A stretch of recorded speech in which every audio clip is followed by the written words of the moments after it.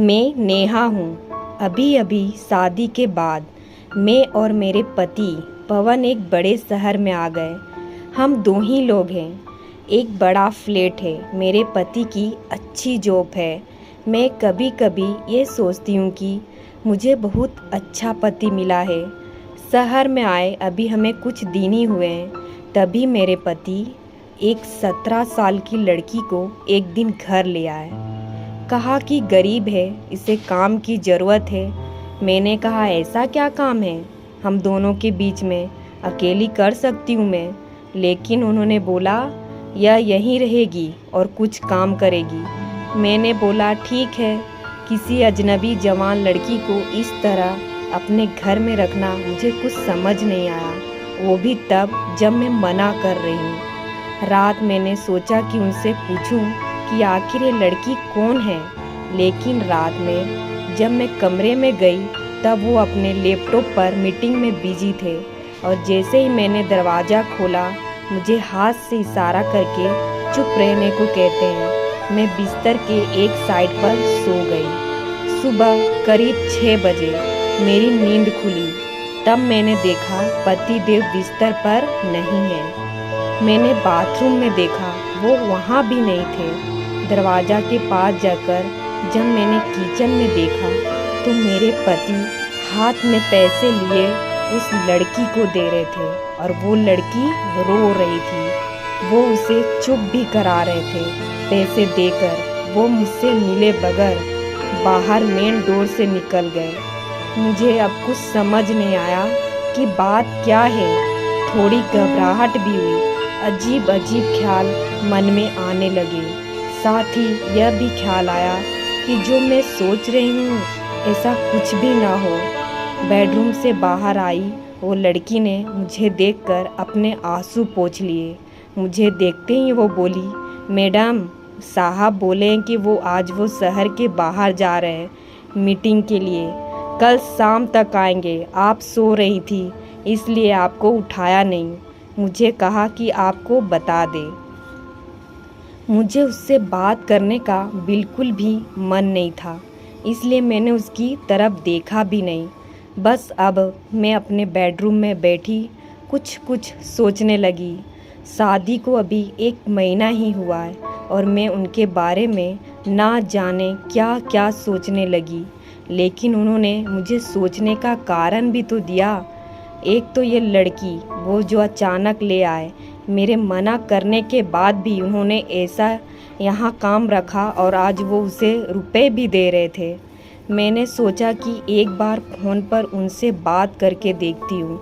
मैंने उन्हें फ़ोन लगाया पर उनका फ़ोन स्विच ऑफ बता रहा था। ये पहली बार था जब ऐसा हुआ। उनका फ़ोन बंद है। अब मेरा सर और भी चकरा गया।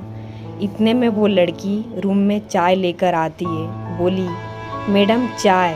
मैंने भी उसको पूछा तुम्हारा नाम क्या है? वो बोली मुन्नी। उसके पास फ़ोन भी था और वो वाइब्रेट हो रहा था। फ़ोन को रिसीव करने वो दौड़कर मेरे बेडरूम से बाहर गई। मुझे दूर से अब यही सुनाई दे रहा था कि उसने कहा कि मैं आती हूँ।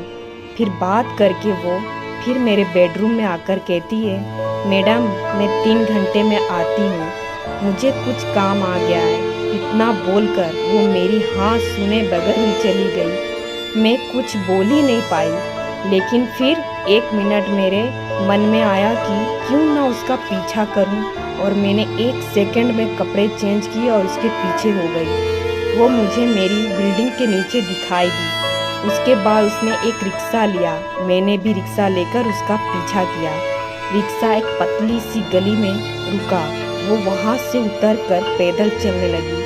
बहुत सारे छोटे छोटे घर से होते हुए वो एक घर के आगे पहुँची। लगातार उसका पीछा करके रही थी। क्यों कर रही थी, क्या जानना चाहती थी, इसका मुझे कुछ पता नहीं था। बस मैं उसके पीछे थी। दरवाज़ा खुला और खुलते ही वो लिपट गई। उसकी माँ से जोर से। माँ और बेटी दोनों रोने लगी। दरवाज़ा बंद करना भी भूल गए। मुझे लगा कि अब मुझे सामने जाकर बात करनी होगी कि परेशानी क्या है। मैं उसके सामने गई। मुझे देखकर लड़की बोली, मैडम आप यहाँ पर? मैंने कहा, तुम्हारे साहब बोल गए थे कि तुम्हारा ध्यान रखना। उसी की रोती हुई माँ बोली कि ऐसा इंसान बहुत कम मिलते हैं। मैंने पूछा, क्या परेशानी है, आप मुझे बताएं। माँ बोली कि इसके पिता साहब के ऑफिस में सिक्योरिटी में नौकरी करते थे। अचानक हार्ट अटैक से उनका देहांत हो गया। इसका एक ही भाई है, लेकिन उसे पीने और जुए की लत है।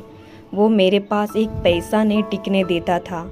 मैं अपनी परेशानी लेकर साहब के पास गई और उन्होंने पैसों से हमारी मदद की। साथ ही उन्होंने जब मैंने बताया कि इसका भाई ऐसा है तो उन्होंने कहा कि इसका यहाँ रहना सही नहीं है, इसलिए वो इसे अपने घर को लेके गए। मैं इनकी बातें सुन ही रही थी कि उनका फ़ोन आया। मैंने फ़ोन रिसीव किया। पवन बोले कि उनका फ़ोन रात में मीटिंग की वजह से चार्ज नहीं था, इसके कारण बंद हो गया था। मुझे पूछा कि कहाँ हो तो? मैंने बोला कि मैं उनके घर आई हूँ। पवन बोला, हाँ मैं रात में तुम्हें बताने वाला था, पर मीटिंग की वजह से लेट हो गया और तुम सो गई। मुझे उस समय जो सही लगा वो मैंने किया, इसलिए मैं उसे तुम्हारे पास ले आया। मैंने कहा, बिल्कुल ठीक किया आपने।